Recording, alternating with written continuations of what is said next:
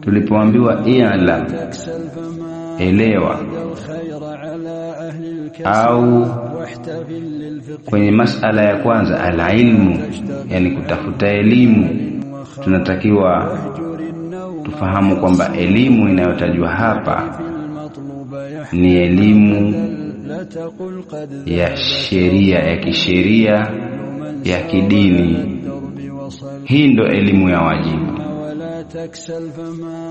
Ama elimu nyinginezo zina ahkamu zake ambazo hapa sio majali yake katika kuzielezea. Lakini elimu ya kwanza iliyo ya wajibu kwa kila Muislamu ni kujua uongofu kwa dalili zake, kama anavyosema al-Imam Ibn al-Qayyim al-Jawziyya rahimahullah katika nuniya yake kwamba wal ilmu ma'rifatul huda bidalilihi ma dhaka wat taqlidu mustawiyani, na elimu ni kujua uongofu kwa dalili zake. Kwa hiyo tunatakiwa sisi tukae tusome swala la kwanza hilo alilolitaja Sheikh Muhammad bin Abdul Wahhab.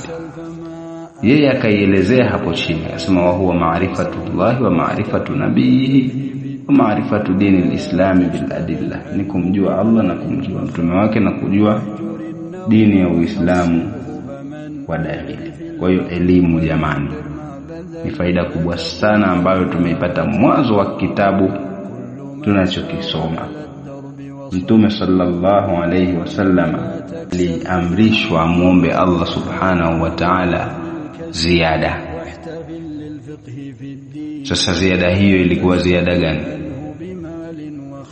Hakuambiwa muombe Allah ziada ya mali, hakuambiwa muombe Allah ziada ya cheo, hakuambiwa muombe Allah ziada ya watoto, hakuambiwa muombe Allah ziada ya kitu kingine chochote katika Qur'ani nzima. Lakini aliambiwa wa qur rabbi zidni ilma, nasema ewe Mola wangu nizidishie mimi elimu. Kwa kitabu kinatupa hamasa hichi jamani, tunatakiwa tusome. Hili ndio suala la kwanza. Na kama mtu hajapata hamasa, basi baada ya kusikiliza darasa hii tunamuomba Allah subhanahu wa ta'ala ampe hamasa ya kusoma. Jamani, hakuna pepo ya mtumbinga,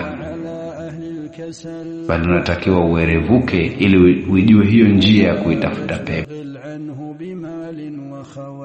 واهجر النوم وحصله فمن يعرف المطلوب يحقر ما بذل لا تقل قد ذهبت أربابه كل من سار على الدرب وصل.